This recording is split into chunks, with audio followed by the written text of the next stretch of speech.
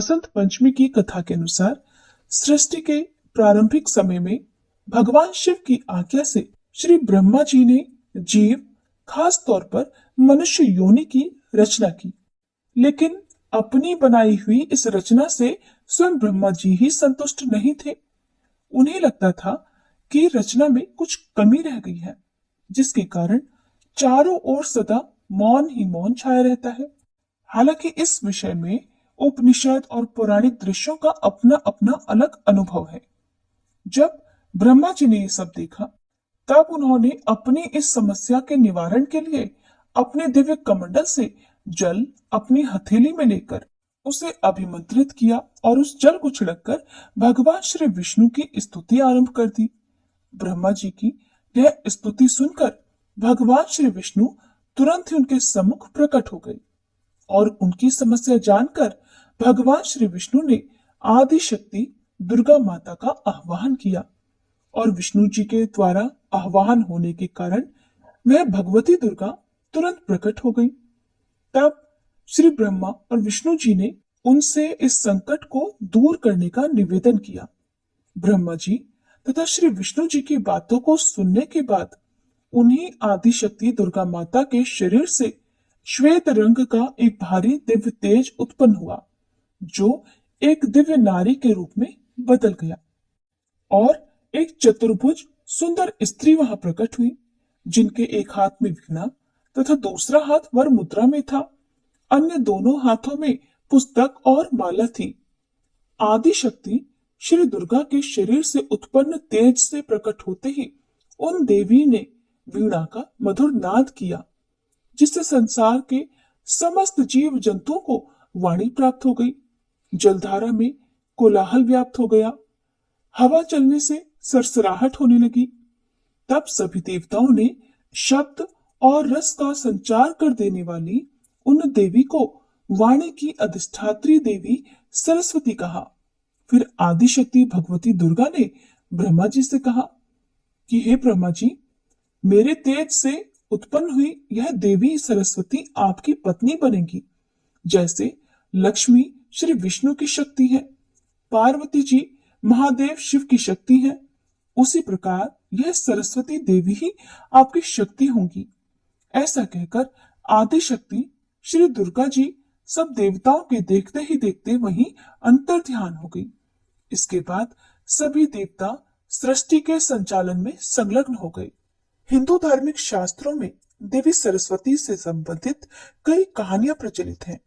देवी सरस्वती को सफेद साड़ी पहने हुए, एक हाथ में कमल, दूसरे में माला, तीसरे में पुस्तक, चौथे में वीणा बजाते हुए सुंदर स्त्री के रूप में प्रस्तुत किया जाता है। देवी सरस्वती की इसी सुंदरता के कारण भगवान ब्रह्मा सरस्वती जी की सुंदरता पर एक समय मोहित हो गए और उन्होंने सरस्वती जी को अपनी पत्नी बनाने का निश्चय कर लिया। लेकिन सरस्वती जी ब्रह्मा जी को अपना पिता मानती थी, क्योंकि एक और वर्णन के अनुसार जब ब्रह्मा जी ने सृष्टि की रचना की, तब वह सारा संसार सूना सूना था।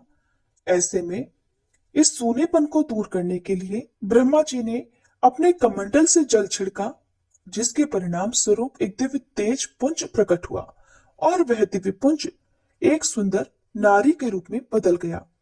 वही सुंदर पुंज देवी सरस्वती कहलाई।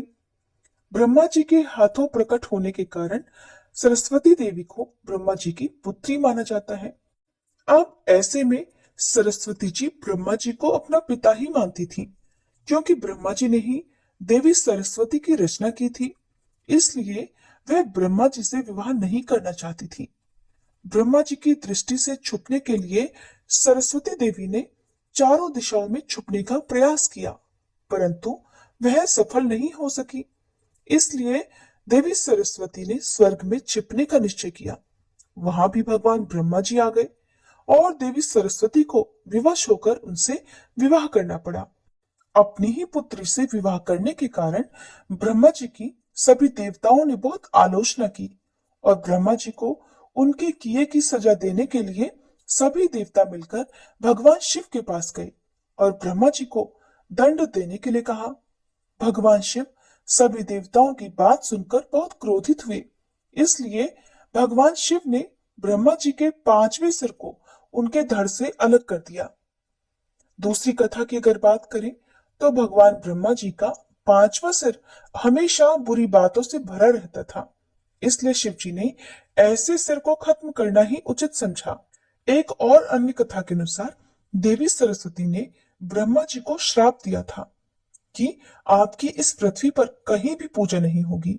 यही कारण है कि आज भी किसी भी पूजा पाठ में ब्रह्मा जी की पूजा नहीं की जाती है।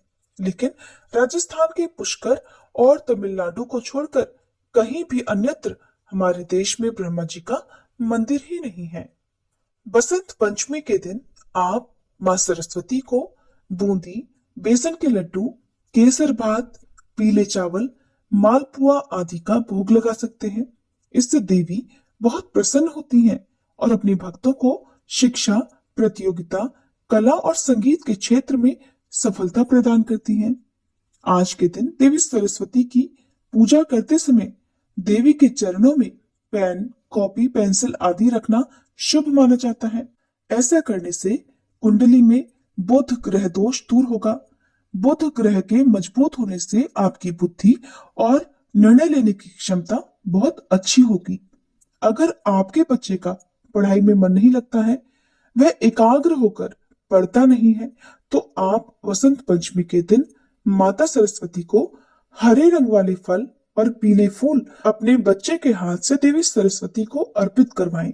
ऐसा करने से बच्चे की पढ़ाई लिखाई से संबंधित जो भी समस्या है वो दूर होगी। देवी सरस्वती को शतरूपा, वाग्देवी, वागेश्वरी, शारदा, वीणा और भारती भी कहा जाता है। वसंत पंचमी के दिन देवी सरस्वती के अलावा कामदेव और उनकी पत्नी रति की पूजा करने की भी परंपरा है।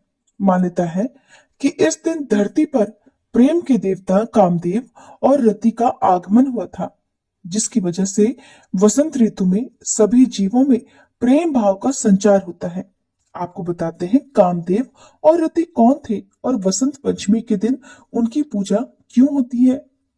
प्रेम के देवता कामदेव भगवान श्री विष्णु और माता लक्ष्मी के पुत्र माने जाते हैं। पौराणिक कथा के अनुसार कामदेव ने समाधि में लीन शिव जी का ध्यान भंग कर दिया था, जिससे क्रोधित होकर शिव जी ने कामदेव को अपने तीसरे नेत्र से जलाकर भस्म कर दिया था। कामदेव को भस्म स्वरूप में देखकर उनकी पत्नी रति विलाप करने लगी।